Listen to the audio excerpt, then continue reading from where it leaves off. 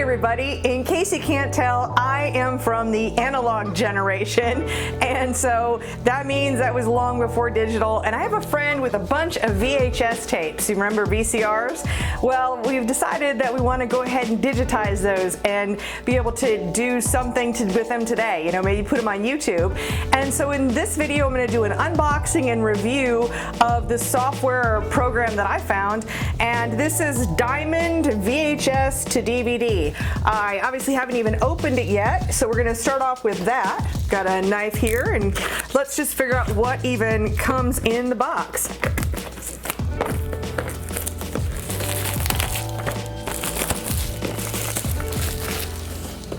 Okay.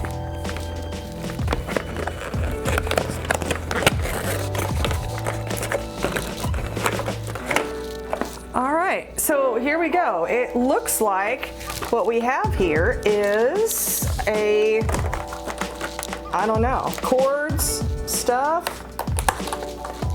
Oh, I guess this does pop open. Okay, so we've got this weird little remote control thing right here.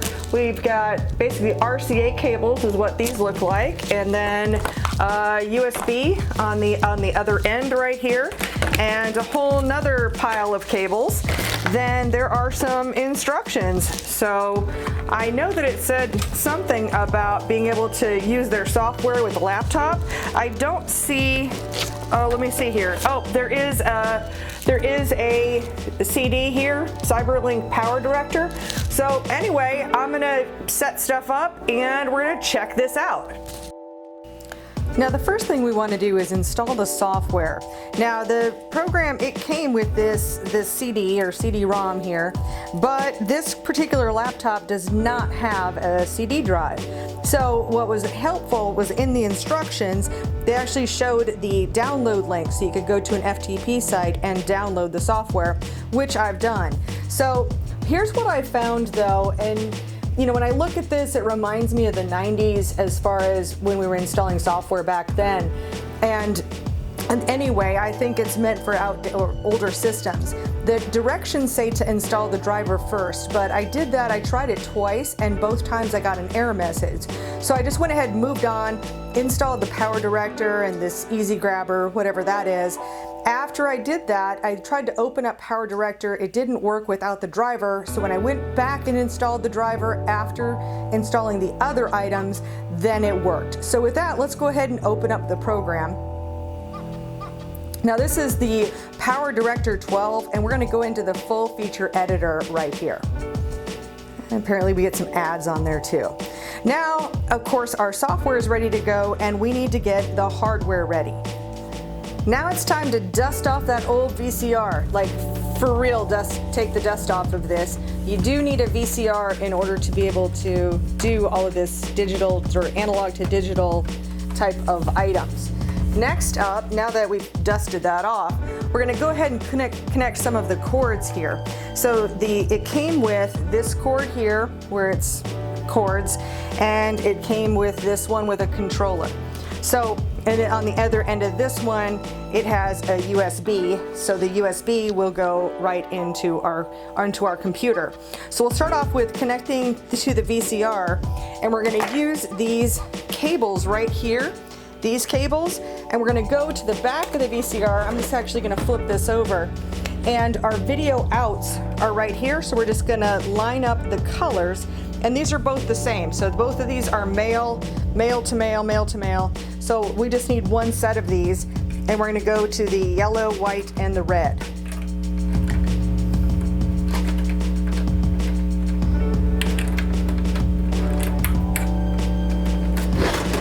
Okay, we've got our VCR plugged in. Next up, we're now going to take these cables here that are coming from the VCR, and our other mechanism, this one with the remote control on it and such, it has the female ends of these. Now if you have S-Video, I guess it'll do S-Video as well, but we don't have that on this particular VCR. So here again, we're just gonna match colors. So yellow to yellow, white to white, and red to red. From here, we're gonna go to the other end of the cord, and we're gonna connect that to our USB drive on the laptop.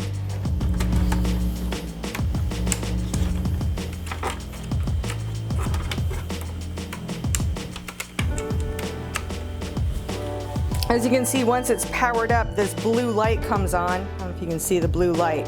Yeah, I guess you can see the blue light on this little controller right there. Now for our next phase, now we're going to use the software and the hardware together, but we've got to put a tape into the VCR.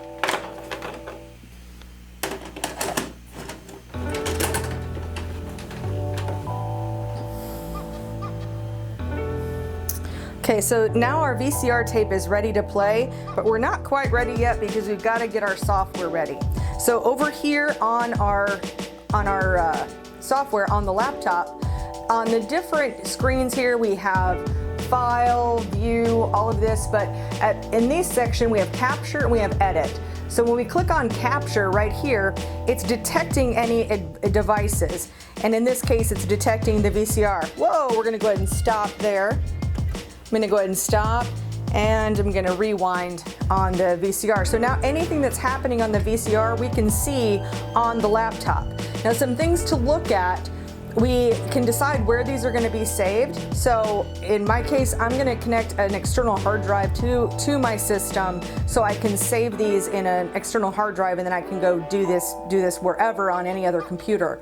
It has different profiles here of how it's going to be recorded, and it's saying MPEG-2 video or AVI. Now this is something I'm going to be experimenting with because I tried this out before I filmed this just so I would have a better idea, but when I have MPEG-2 as far as the choice there, unfortunately Adobe Premiere Pro does not like MPEG-2 video, so I had to bring it into another program in order to convert it to an MP4.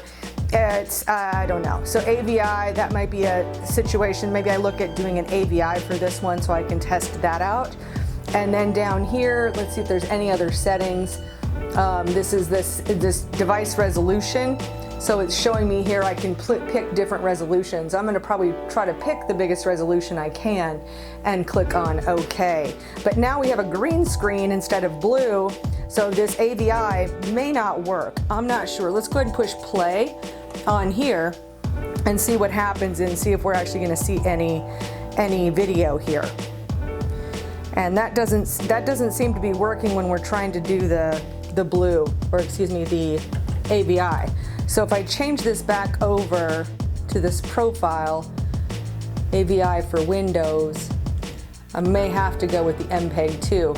I think what it is they want you to use their software for editing, and I see that it has different options in here for editing. I don't know, I'm just not in the mood to learn yet another program, so that's why. But once we push this play, the other button we're going to push is over here, this red button, and then we're going to record. So let me push play here, see if this works better.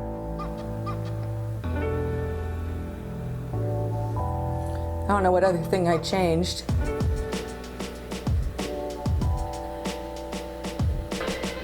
Okay, there we go. So now, although it's showing up green, not sure what happened there, so I'm going to stop this again.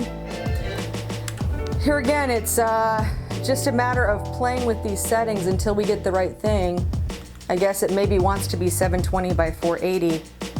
Or the other option, of course, is always to close it and restart it and see what happens.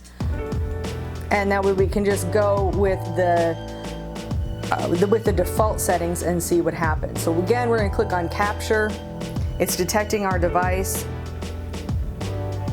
Now it's blue again. I think that's better. So going with the defaults may be the way we need to go. So I'm going to go ahead and push this record button now. And now I'm going to push play on the VCR. There we go. So now what's happening is I'm going to pause this right here. Stop. I'm just going to pause it so I can talk, but what we'll do is we actually have to play the tape all the way through, and then at the end, then well actually I can push here to stop recording, and it'll ask me for the file name right here, and I can, name it whatever I want, and it's saving to that folder. That's the default folder right here. Of course, we can change that, and that's not going to affect our playback. And then when we click OK, then we're going to see that we've got it captured right up here. So it would make sense, you know, if you've got lots of different clips that you wanted to do, but what I'm gonna do with all of these VCR tapes that I have is I'm just really gonna record them all the way through, and any editing I would do is gonna be after that fact. So that is, I see that there's some challenges here with using this because I'm gonna have to convert these files from MPEG-2s into MP4s to use them for how I want. And I don't know a lot about how video files work as far as why YouTube likes ones better than others, but that's just the way it is. But as you can see now in the edit panel, we have this, whatever we've captured here, they've got some stock footage that we could do whatever, you know, like, so we can drag this into a timeline. I haven't used this software at all, but it's probably as simple as this. Let's see, we'll insert here and move the clip. So yeah, here you can use this as an editor right there. So now it looks like we're playing it and we've got the grass, and then now next we're gonna go into, well, this should be the whole timeline of what we would kind of clip together. And again, I just have software I haven't used and I'm not going to use for this. What I'm curious about is whether we can export. So if we export, let's see if it'll export. It wants to export to right to a DV tape. So yeah, this tells you this is some older software, the DV tape. I don't know if anybody uses tape anymore for anything. So yeah, I will be importing these files somewhere else to do editing. Although, you know, I can see where this would be helpful if you wanted to transfer your VCR tapes into going onto a DVD. This could be perfect for that. So anyway, that's my little overlook and review of the Diamond multimedia system going analog to digital. Definitely check out the other videos on my channel, and with these I'm gonna take all these VHS tapes of these racing videos and I'll be putting together a new channel. So when that's done, I'll make sure I leave a link in the description to tell you where to find that channel. Thank you so much for watching, and I look forward to seeing you in another video.